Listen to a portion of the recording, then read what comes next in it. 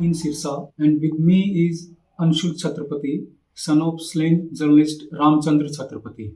Anshul had a very long fight in the courts to get the Dera Sacha Sauda chief Ram Rahim Singh convicted in the case of his father's murder. Ram Rahim is now on parole. In fact, he is on parole for the 15th time and he is out of jail now. He is residing in at his Dera headquarters in Sirsa.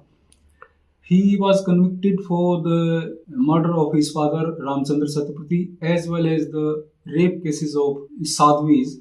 Let's talk to Anshul Chhatrapati about his struggle when he got the accused, his father's murder accused Ram Rahim Singh convicted, and later on how his life has been going on after that. Anshul जी, अभी राम रहीम सिंह जो है, जो डेरा सच्चा सौदा के chief हैं, उनको payroll मिली है और वो 15वीं बार पैरोल पे बाहर आए हैं।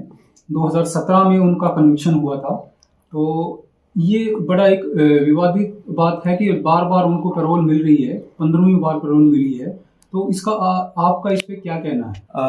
देखिए, ये जब सजा सुनाई गई गुरमीत राम रहीम को 2017 में और उसके बाद रेप के मामले में और उसके बाद 2019 में हमारे फादर के मामले में मर्डर केस में सजा सुनाई गई, तब से लेकर आज तक लगातार राम रहीम जो है वो जेल। लेकिन जिस तरीके से बार बार उसको पैरोल या फरलो का वो दिया जा रहा है, तो हमारा ये कहना है कि राम रहीम जो है वो एक तरीके से 3 सजाएं काट रहा है। इससे पहले 4 काट रहा था। वो बात अलग है कि उसको पैरोल जब दी गई उस वक्त भी उसको 4 सजाएं थी। अब एक में वो एक्विट हो चुका है लीगली, अगर देखा जाए तो लॉ के हिसाब से। लेकिन उसके अलावा 2 रेप के सजाएं हैं, 1 मर्डर की सजा है। दोनों रेप की सजाएं 10-10 साल की हैं। उसके अलावा जो मर्डर के केस में कन्विक्शन है वो लाइफ इम्प्रिजनमेंट की है। तो इस हिसाब से वो 3 सजाएं भुगत रहा है।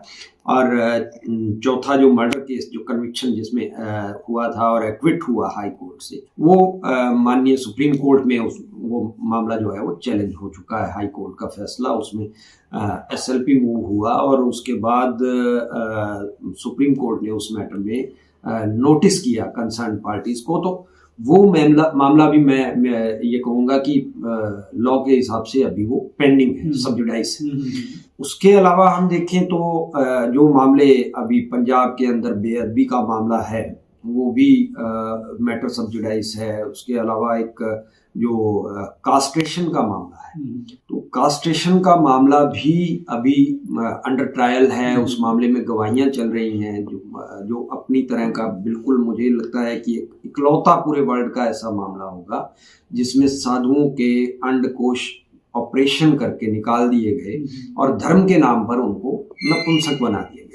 तो ये वो मामला जो है वो भी अंडर ट्रायल है, जिसमें अभी थोड़े समय पहले उसके कंप्लेनेंट ने एक एप्लीकेशन मूव किया कि मैंने USA में शरण लिया और मेरी लाइफ को थ्रेट है और मैं अगर इंडिया आऊँगा तो मेरी जान को खतरा हो सकता है। तो मेरी गवाही जो है वो वीडियो कॉन्फ्रेंसिंग के जरिए करवा दी। कोर्ट ने उसको अलाउ भी किया। वो मामला अभी अंडर ट्रायल है। आज भी उसके विक्टिम्स को, कंप्लेनेंट्स को थ्रेट है लाइफ को। तो एक्ट जो कहता है, एक्ट के अकॉर्डिंग मतलब ये नहीं है कि आप कितने मामलों में सजा याफ्ता है प्रिजनर, अगर उसके खिलाफ FIRs, नंबर ऑफ FIRs हैं तो वो रिपीटेड ऑफेंडर माना जाएगा, वो हार्डकोर क्रिमिनल माना जाएगा। ऐसा नहीं है कि जरूरी नहीं है कि उसको अलग अलग मामलों में सजा हो चुकी हो। जिन मामलों में गुरमीत राम रहीम को सजा हो चुकी है और वो सजा वो भुगत रहा है, कन्विक्शन में है, कस्टडी में है, वो मामले अगर देखा जाए तो वो मतलब कानून के हिसाब से वो हीनियस क्राइम्स है, रेप और मर्डर। उसके अलावा जिन मामलों में अभी वो अंडर ट्रायल है, सब जुडाइस है मामले, वो भी हीनियस क्राइम्स है। तो number of FIRs, number of convictions, उसके बावजूद स्टेट कहता है कि ये बंदा हार्डकोर क्रिमिनल नहीं है। लेकिन जो आज का जो एक्ट है, the Haryana good conduct prisoner temporary release act, वो एक्ट आज भी अगर देखा जाए तो गुरमीत राम रहीम जैसे प्रिजनर को वो बार करता है पैरोल पर आने के लिए या फरलो दिए जाने के लिए स्टेट को बाहर करता है वो। लेकिन जिस बेशर्मी से आज भी हमारी स्टेट मशीनरी जो है वो बार बार उसको जस्टिफाई कर रही है कि वो हर एक प्रिजनर का राइट बनता है। पैरोल कभी भी प्रिजनर का राइट नहीं है, वो डिस्क्रिशनरी है कि वो किसे दिया जा रहा है किसे नहीं दिया जा रहा है, ये स्टेट देखता है। और जिस तरीके से अभी स्टेट के मुखिया जो है वो लगातार एक बयान दे करके गुमराह कर रहे हैं लोगों को कि देखिए ये तो कोर्ट का मामला है, कोर्ट देखता है, कोर्ट ने दिया है पैरोल स्टेट का, हमारा इसमें कुछ नहीं है। तो मुझे लगता है कि ये देश की जनता को गुमराह किया जा रहा है कि आप कैसे एक वीआईपी कैदी को पहले पैरोल और फरलो देते हैं और फिर वो गेम जो है वो आप जुडिशरी के पाले में धकेल देते हैं, जबकि इसमें कोर्ट का कोई कंसर्न नहीं है, कोई इंटरवेंशन नहीं है किसी भी तरीके का। ये टोटली जो है स्टेट का प्रेरोगेटिव होता है पैरोल देना ना देना, और स्टेट ही दे रहा है, स्टेट मशीनरी दे रही है। जेल अथॉरिटीज या हमारी एग्जीक्यूटिव जो है वो ये तय करती हैं। लेकिन ये क्योंकि एक बहुत बड़ा हाई प्रोफाइल मामला है और हाई प्रोफाइल कैदी है, तो ऐसे मामलों में नो डाउट कि स्टेट का दबाव जो है स्टेट मशीनरी के ऊपर रहता है। वो जिस तरीके से इसको जस्टिफाई किया जा रहा है ये बेशर्मी भरा है, एक रिपीटेड ऑफेंडर है जी, क्वेश्चनेबल है ये, एक रिपीटेड ऑफेंडर है हीनियस क्राइम्स में, और ऐसे व्यक्ति को पैरोल जो एक्ट के अकॉर्डिंग भी वो नहीं बनता है। लेकिन जिस तरीके से बार बार जो स्टेट मशीनरी कर रही है, इसमें मनमानी कर रही है, तो मुझे ये लगता है कि कहीं ना कहीं ये पीड़ितों के साथ, विक्टिम्स के साथ, या मामले जो अंडर ट्रायल चल रहे हैं उनके गवाहों के साथ, उनके कंप्लेनेंट्स के साथ, ये कहीं ना कहीं ये बिल्कुल नाइंसाफी है। तो आप के फादर जो रामचंद्र छत्रपति थे उनका मर्डर हुआ था और उस केस में आपकी एक लंबी स्ट्रगल रही, आप उसमें विटनेस थे, तो अभी उनको बार बार पैरोल मिल रही है, तो आपको कोई थ्रेट फील होता है, किसी तरह का आपको थ्रेट है? थ्रेट की जहाँ तक बात की जाए तो मैं हमेशा कहता हूँ कि थ्रेट सिर्फ वो नहीं होता कि कोई बंदूक जो है वो आपके बिल्कुल ला करके आपके सिर पर तान दे या छुरा आपके गले पर लगा ले और आप ये कहें कि हाँ फला आदमी ने मेरे ऊपर बंदूक तानी इसलिए अब मुझे लगता है कि मेरी लाइफ को थ्रेट है। थ्रेट का मतलब ये नहीं, हमने अपने फादर को खोया, हमारे फादर की गोली मारकर 5 गोलियां मारकर हत्या कर दी गई। हमारे फादर ने जुलाई 2002 में 2 जुलाई 2002 को हमारे फादर ने एक एसपी सिरसा को एक लेटर लिखा। उस लेटर में इन सारी घटनाओं का उन्होंने विवरण दिया, हवाला दिया कि कैसे उनकी लाइफ को थ्रेट है, किस तरीके से उन्हें अलग अलग तरीकों से उन्हें थ्रेट किया जा रहा है, उन्हें धमकाया जा रहा है और उन्हें टेरराइज करने की कोशिश की। ये सारी चीज़ों का उनके लेटर में हवाला था, बावजूद उसके उनको सिक्योरिटी नहीं दी गई और उसके बाद उनके ऊपर ये जानलेवा हमला हुआ। और ये कहना कि हमले के पीछे, क्योंकि उस वक्त जब हमला हुआ तो लगातार हमारी जो स्टेट पुलिस है, स्टेट मशीनरी है, वो उसको डाइवर्ट करने की कोशिश की जा रही थी डेरा की तरफ से। लेकिन ये तो ऐसा हुआ कि जो मौके पर जो हमलावर पकड़ा गया उसके पास जो वेपन था, जो वॉकी टॉकी सेट था, वो सारी चीजें, वॉकी टॉकी सेट का लाइसेंस डेरा सच्चा सौदा के नाम था, वेपन जो था वो भी लाइसेंसी वेपन था डेरा के मैनेजर किशन लाल के। तो ये सारी चीजें कहीं ना कहीं एक इशारा कर रही थी डेरा सच्चा सौदा की तरफ कि जो कॉन्स्पिरेसी है वो डेरा के अंदर हुई और वहीं से ये हमलावर जो है, जो शूटर्स हैं, वो भेजे गए। इसके बाद भी जिस तरीके से स्टेट मशीनरी ने, स्टेट पुलिस ने उसको डाइवर्ट करने की कोशिश की, तो ये एक दबाव था। इतना सब होने के बावजूद हमारे फादर बार बार ये कहते रहे कि मेरी लाइफ को थ्रेट है, उसके बावजूद ये सारी चीजें घटित हुई। हमने इस मामले को लगातार इतने सालों तक लड़ा कोर्ट के अंदर, एक पावरफुल अपराधी के खिलाफ, आरोपी के खिलाफ, एक ताकतवर, मैं ये कहूँ कि वो अपराधी है जिसने ये अपराध किए हैं, उसका एक बड़ा साम्राज्य है, वो हर एक चीज को प्रभावित कर सकता है अपने धन बल बाहुबल के सर पर। तो इन चीजों को देखते हुए ये नहीं कहा जा सकता कि हमारी लाइफ को थ्रेट नहीं है। लाइफ को थ्रेट लगातार बना हुआ है। आज भी जैसा कि मैंने आपको कहा कि जो कास्टेशन वाला मामला है उसमें कंप्लेनेंट आज भी एप्लीकेशन मूव कर रहा है कि उसकी लाइफ को थ्रेट है, उसकी गवाही वीडियो कॉन्फ्रेंसिंग के जरिए कराई। दूसरा मैं ये कहूंगा कि आप देखिए कि मेरे फादर के मर्डर के बाद एक जो अनोनिमस लेटर वाला मामला था जिसमें 2 लड़कियों ने गवाही दी और गुरमीत राम रहीम को 10-10 साल 20 साल की सजा, वो मामला एक अनोनिमस लेटर के ब्याह पर शुरू हुआ। कैसे वो चिट्ठी, एक गुमनाम चिट्ठी, उसकी सीबीआई जांच के आदेश माननीय हाई कोर्ट देता है सुओ मोटो कॉग्निजेंस लेकर, और उसके बाद उस चिट्ठी की जांच में जब सीबीआई के पास आती है और सीबीआई 18 लड़कियों को ढूंढने में कामयाब होती है जो वहां डेरा के अंदर रह कर के आई और जिनके साथ ये सब हुआ, जिस्मानी शोषण जिनका हुआ, उन 18 लड़कियों में से सिर्फ 2 अदालत की दहलीज तक पहुंच पाती हैं। बाकी 16 जो है, जो आपने बात किया थ्रेट, बाकी 16 अगर नहीं आई तो वो उसी थ्रेट का नतीजा है, उसी खौफ का नतीजा है, और वो मामला जो है वो प्रभावित हुआ। नो डाउट कि उसमें कन्विक्शन हुआ राम रहीम को 2 लड़कियों के बयानों पर, लेकिन अगर ये थ्रेट ना होता, ये खौफ ना होता और वो 18 की 18 लड़कियां बयान देती आकर के, तो आप ये इमेजिन करिए कि ये मामला कितना बड़ा होता। और उसके अलावा मैं ये कहूँ कि हमारे गवाहों को लगातार थ्रेट हुआ। खट्टा सिंह हमारे सभी मामलों का की विटनेस थे, उनकी लाइफ को थ्रेट था। उन्होंने वो किस तरीके से हॉस्टाइल हुए और बाद में दोबारा एप्लीकेशन मूव हुआ बयान दर्ज करवाने के लिए, और उसमें उन्होंने हाई कोर्ट में अपने एफिडेविट में कहा कि उसकी फैमिली को, उसकी लाइफ को थ्रेट था, उन्हें धमकाया जा रहा था, जिस वजह से वो अपने बयानों से मुकरे। तो ये सारी चीजें, इन्हें दरकिनार नहीं किया जाना चाहिए। जितनी हत्याएं हुई, जितने रेप हुए, जितना जो है धमकियां दी गई, इन्हें बिल्कुल दरकिनार नहीं किया जाना चाहिए। थ्रेट का मतलब सिर्फ ये नहीं है कि बिल्कुल कोई हमारे सामने घर के आकर के गोलीबारी करे, वही थ्रेट। अच्छा, 2002 में आपके फादर के ऊपर हमला हुआ, वो 28 दिन तक हॉस्पिटल में रहे, उनकी डेथ हुई। तो उस दौरान आपकी एज 22 साल थी जी। तो आपका उस टाइम एक मेंटल स्टेटस क्या था, और आपके परिवार में किस तरह का, मतलब उस टाइम पीड़ा झेली, किस तरह का संघर्ष रहा उस दौरान?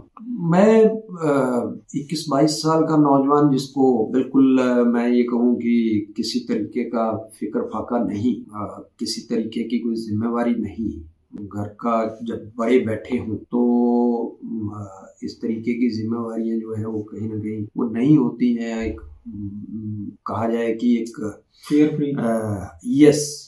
तो उसके बाद जिस तरीके का ये एक मोड़ आया, फादर की हत्या हुई, उनके चले जाने के बाद फैमिली के लिए, हमारे लिए, सबके लिए एक नया संकट ये था। मेरे लिए तो इस तरीके का संकट था कि मैंने मेरा प्रेस से, जर्नलिज्म से कोई ज़्यादा वास्ता नहीं था, लेकिन एक नई जिम्मेवारी कंधों पर ये थी कि क्योंकि मैंने पब्लिकली ये कहा कि हम उनके अखबार को आगे चलाएं, और हमने उसे चलाया लगातार 1 दशक से भी ज़्यादा समय तक, मैं ये कहूँ कि 1.5 दशक तक हमने उस अखबार को आगे कंटिन्यू पब्लिश किया, और ये बड़ा चुनौतीपूर्ण था हमारे लिए, हमारी फैमिली के लिए, मेरे। उसके अलावा ये कहा जाए कि जिस तरह की परिस्थितियां थी, एक थ्रेट तो था ही लाइफ के लिए, और एक नई जिम्मेवारी ये आई कि केस को लेकर, फादर के केस को लेकर के एक नई जिम्मेदारी थी।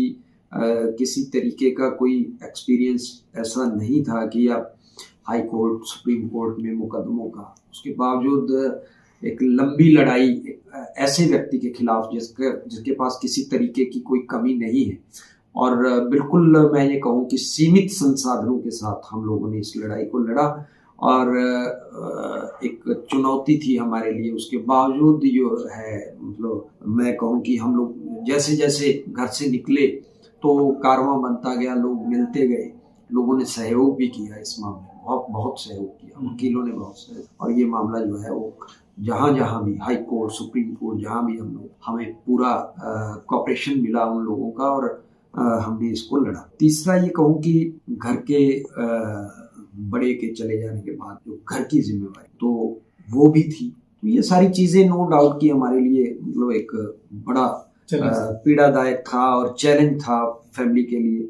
और इसको आज भी जब याद करते हैं तो बिल्कुल महसूस होता है कि बड़े संकट से गुजरे। अच्छा, अभी जो डेरा चीफ हैं गुरमीत राम रहीम, वो 2 मामले में कन्विक्टेड हैं और कुछ केसेस भी उनके ऊपर वो अभी अंडर ट्रायल है। तो वो क्या है, थोड़ा ब्रीफली आप उनको बताएंगे किस किस केस में वो कन्विक्टेड है और कौन से केसेस में वो अंडर ट्रायल है? डेरा हेड के खिलाफ रेप के मामले में सबसे पहला कन्विक्शन हुआ था 2017 में।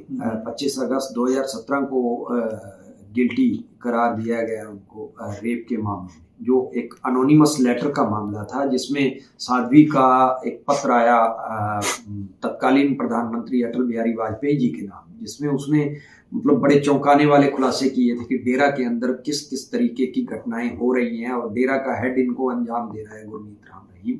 और उसके अलावा उसने बताया कि डेरा में रह रही साध्वियां जो है, जिनके धर्म के नाम पर जिनका जिस्मानी शोषण किया जाए, वो एक मामला वो था जिसमें 2 साध्वियों के बयान हुए और 2 अलग अलग सजाएं सुनाई गई 10-10 साल की। और उसके अलावा दूसरा मामला जब जनवरी 2019 में हमारे फादर के मामले में उसको कन्विक्शन हुआ लाइफ इम्प्रिजनमेंट का, वो मामला था। तीसरा रणजीत सिंह मर्डर केस का मामला था जिसमें 2021 में कन्विक्शन हुआ उसको, जो 2024 में डेरा हेड और जो को एक्यूज थी उनकी अपील जो थी उस पर फैसला सुनाते हुए Punjab and Haryana high court ने सभी आरोपियों को एक्विट कर दिया उस मामले में। लेकिन वो मामला भी अभी सब जुडाइस है, सुप्रीम कोर्ट में स्पेशल लीव पिटीशन उसमें फाइल हुआ और वो चैलेंज हो रखा है जिसमें नोटिस हुआ है, तो वो मामला भी है। उसके अलावा मैं अगर बात करूं कि एक कास्टेशन का मामला जो है, साधुओं को नपुंसक बनाया जाए, तो शायद पूरे वर्ल्ड में कोई आपको ऐसा एग्जाम्पल नहीं मिले कि धर्म के नाम पर किस तरीके से डेरा में रह रहे सैकड़ों साधुओं को अपने डॉक्टर्स की टीम के जरिए उनके ऑपरेशन करके उनके अंडकोश निकाल दिए गए और उन्हें नपुंसक बना दिया। शायद ही कोई ऐसा मामला मिले, आप पूरी नजर दौड़ा लीजिए। और उस मामले का भी अभी ट्रायल जो है, उस मामले में कंप्लेनेंट ने एक कंप्लेंट फाइल की थी Punjab and Haryana high court में कि किस तरीके से साधुओं को डेरा के अंदर नपुंसक बनाया गया और ये एक बड़ा क्राइम है और इसकी सीबीआई इन्वेस्टिगेशन करवाई है। Punjab and Haryana high court ने सीबीआई इन्वेस्टिगेशन के ऑर्डर किए, सीबीआई ने इस पूरे मामले को इन्वेस्टिगेट किया। मामला अभी सीबीआई कोर्ट पंचकुला में विचाराधीन है, उस मामले में गवाहियां चल रही हैं। लेकिन अब माजरा ये है कि जब एक मामला अंडर ट्रायल होता है जिसमें गवाहों ने आकर के अपने बयान दर्ज करवाने हैं और ऐसी स्थिति में जब खासकर गवाह भी वो जो डेरा के अंदर रहे हों, उसके साधु रहे हों, जिन्होंने उस खौफ को झेला हो, देखा हो, वो डेरा हेड को कन्विक्शन के बाद उसके कस्टडी में चले जाने के बाद कहीं ना कहीं एक महसूस कर रहे थे कि उनकी लाइफ को थ्रेट नहीं है और वो फ्रीली अपनी एविडेंस जो है वो कोर्ट में दे पाएंगे। लेकिन आज जिस तरीके से बार बार पैरोल और फरलो को डेरा हेड को पैरोल और फरलो पर बाहर लाया जा रहा है, तो वो मामला प्रभावित हो रहा है, उसके विटनेसेस प्रभावित हो रहे हैं। उस मामले का जो कंप्लेनेंट है उसने एक एप्लीकेशन मूव किया है कि उसकी लाइफ को थ्रेट है। तो ये सारी चीज़ें, ये मामले, इसके अलावा पंजाब के अंदर एक गुरु गोविंद सिंह जी की ड्रेस का मामला है, वो अभी लंबित है Punjab and Haryana high court में। और जो एक गुरु ग्रंथ साहिब जी की बेअदबी का मामला है, वो मैटर भी अभी सब जुडाइस है। अच्छा, जो डेरा हेडक्वार्टर है सिरसा में, वहाँ पे ये बताते हैं कि एक लंबी चौड़ी इनकी एम्पायर है। आपकी जानकारी के अकॉर्डिंग कितना इनका यहाँ पे वर्थ है, क्या इंस्टीट्यूशन चलाते हैं, कितनी बड़ी इनकी एम्पायर है और क्या उसको कहा जाता है? डेरा सच्चा सौदा के बारे में कहा जाता है कि उसकी स्थापना जो है वो मस्ताना जी ने 1948 में की और उस समय वहाँ कुछ बड़ा एम्पायर नहीं था, कोई बड़ी ऐसी लैंड नहीं थी, एक कुटिया थी। उसके बाद जब दूसरे गुरु आए सतनाम सिंह, तो उनके टाइम में ये कहा जाता है कि 70 एकड़ लैंड जो है ऑन रिकॉर्ड डेरा सच्चा सौदा के पास थी। ये 1990 में सेकंड गुरु के जाने के बाद राम रहीम ने जब से गद्दी संभाली और 1990 के बाद आज तक जो है वो 70 एकड़ से लेकर के वो 1000 एकड़ तक जो है वो सिरसा में, सिर्फ मैं ये सिरसा की बात कर रहा हूँ, सिरसा क्योंकि हेडक्वार्टर है डेरा सच्चा सौदा का, और यहाँ वो 70 एकड़ से 1000 एकड़ में फैल गया। मुझे लगता है जो रेवेन्यू रिकॉर्ड के मुताबिक जो है यहाँ अभी 700 एकड़ से प्लस जो लैंड है वो डेरा सच्चा सौदा होल्ड करता है। इसके अलावा जो आसपास के स्टेट्स हैं या डिस्ट्रिक्ट्स हैं जहाँ छोटे छोटे डेरे और अलग से वो इन्होंने बनाए हैं अपने सत्संग घर, उनको अगर काउंट किया जाए तो मुझे लगता है कि पूरे देश के अंदर ये मतलब थाउजेंड्स ऑफ एकड़ जो है वो एम्पायर इनका है। और यहाँ जो सिरसा के अंदर जो डेरा है वहाँ जिस तरीके से मतलब 1000 एकड़ के लगभग मैंने जिक्र किया, तो एग्रीकल्चरल लैंड थी ये सारी की सारी, और उस एग्रीकल्चरल लैंड को किस तरीके से वहाँ बिल्डिंग्स खड़ी की गई डेरा के नाम पर, और उन बिल्डिंग्स में धीरे धीरे किस तरीके से वहाँ हॉस्पिटल बनाए गए, स्कूल बनाए गए, फैक्ट्रीज बनाई गई, कोई जूस फैक्ट्री लगाई गई, कोई अलग अलग से फैक्ट्रीज बनाई गई, कोई मार्केट बनाई गई, तो ये सारी चीज़ें। उसके अलावा मैं ये जिक्र करूं कि वहाँ एक बड़ी हाउसिंग कॉलोनीज जो है वो बनाई गई और प्लॉट्स बेचे गए, फ्लैट्स बेचे गए, मकान बना करके बेचे गए। तो वहाँ जो इनके श्रद्धालु जो यहाँ शिफ्ट होना चाह रहे थे उनसे पैसा वसूला गया और उस पैसे की एवज में वहाँ एक बड़ी हाउसिंग कॉलोनीज बना करके और ये सब बेचा गया। और ये हैरानी की बात ये है कि ये सारा का सारा without any CLU, without any approval ये सब चल रहा था, प्रशासन की बिल्कुल नाक तले ये सब होता रहा पिछले कई सालों से लगातार, और किसी ने मतलब किसी अफसर ने, किसी आला अधिकारी ने इस पर आपत्ति दर्ज नहीं करवाई और इतना बड़ा एम्पायर खड़ा कर दिया गया। स्कूल कॉलेजेस जो हैं वहाँ ऐसा नहीं है कि वो एक धार्मिक संस्था का स्कूल है या कॉलेज है तो वहाँ मतलब लोगों को, उनके श्रद्धालुओं को विदाउट एनी फीस या कम फीस में बच्चों को पढ़ाया जाता है, ऐसा बिल्कुल नहीं है। वहाँ मोटी फीस ले करके, वसूल करके जो है बच्चों का दाखिला होता है। तो ये एक तरह से डेरा सच्चा सौदा ने अपनी अर्निंग्स के साधन, अपने रेवेन्यू के साधन बनाए हुए हैं, इसके अलावा कुछ नहीं है। अगर ये कहा जाए कि वो कहीं मतलब स्कूल कॉलेजेस के या हॉस्पिटल के जरिए कुछ समाज सेवा कर रहा है तो ऐसा बिल्कुल नहीं है।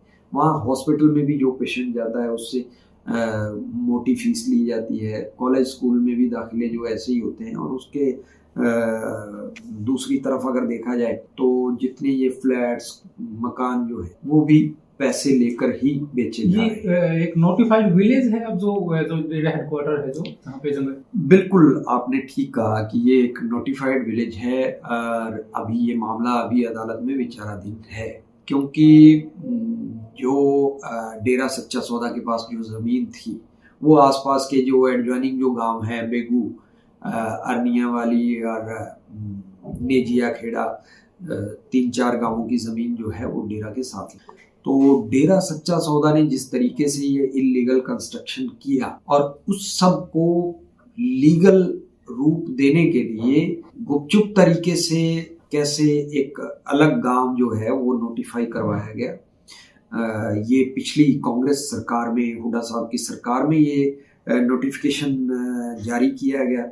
उसके बाद ये चैलेंज हुआ, आसपास के जो गांव हैं वहाँ के लोगों ने चैलेंज किया जिनकी ज़मीनें काटी गई। तो ये एक शाह सतनामपुरा के नाम से एक अलग गांव बना दिया गया ताकि जितनी भी डेरा के अंदर इलीगल कंस्ट्रक्शंस हैं विदाउट एनी CLU उनको लीगलाइज किया जा सके और उसमें किसी तरीके की आपत्ति ना आए। और भी बहुत सारी ऐसे कह सकते हैं कि स्टेट की जो स्कीम्स हैं जिनके तहत एक गांव को, एक पंचायत को फायदे दिए जाते हैं, वो बेनिफिट्स लेने के लिए ये एक रास्ता निकाला गया एक अलग पंचायत का। अदरवाइज मुझे लगता है कि डेरा सच्चा सौदा अगर एक धार्मिक डेरा है और उसने अपना एक अलग वो सारा साम्राज्य बना रखा है तो उसको पंचायत की जरूरत, अलग पंचायत की ज़रूरत क्या है।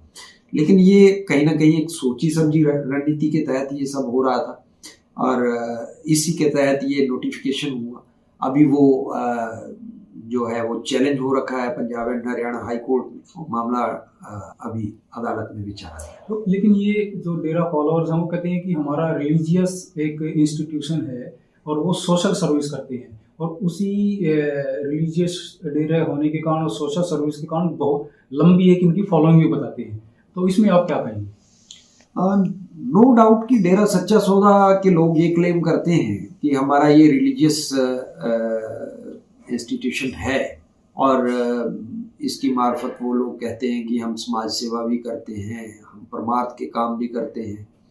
और लेकिन ये बार बार ये सवाल मीडिया में आया कि डेरा सच्चा सौदा एक धार्मिक संस्था है, और वो जिस तरीके से वो मतलब समाज सेवा के काम कर रहे हैं, तो जब ये मर्डर के रेप के मामले जब अभी अंडर ट्रायल थे तो मीडिया में सवाल उठते रहे जब राम रहीम पर आरोप लगे। तो मैंने लगातार इस बात का जवाब दिया था मीडिया में कि कोई व्यक्ति अगर समाज सेवा कर रहा है, वो जितना भी प्रभावशाली क्यों ना हो, जितने बड़े लेवल पे भी समाज सेवा क्यों ना कर रहा हो, तो क्या उसे समाज सेवा करने के बाद रेप और मर्डर करने का लाइसेंस दे दिया जाता है?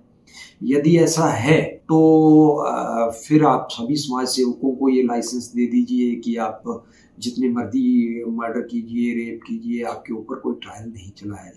तो समाज सेवा की आड़ में, धार्मिक डेरे की आड़ में आप जो कुकृत्य कर रहे हैं, इसकी इजाजत आपको कौन दे रहा है? दूसरी बात ये कि समाज सेवा की आड़ में जो आप एक इतना बड़ा साम्राज्य फैला रहे हैं, जो लोगों से अरबों रुपए की अकूत संपत्ति जो उगा रहे हैं, और समाज सेवा की आड़ में जिस तरीके से आप लोगों का बेजा इस्तेमाल कर रहे हैं, मैं ये कहूँगा कि आपने कैसे वहाँ धर्म के नाम पर जो आपकी साध्वियां बन करके आई उनका आपने जिस्मानी शोषण किया, धर्म के नाम पर आपके जो वहाँ साधु बन करके आए उनके आपने अंडकोश निकाल के उनको नपुंसक बना दिया।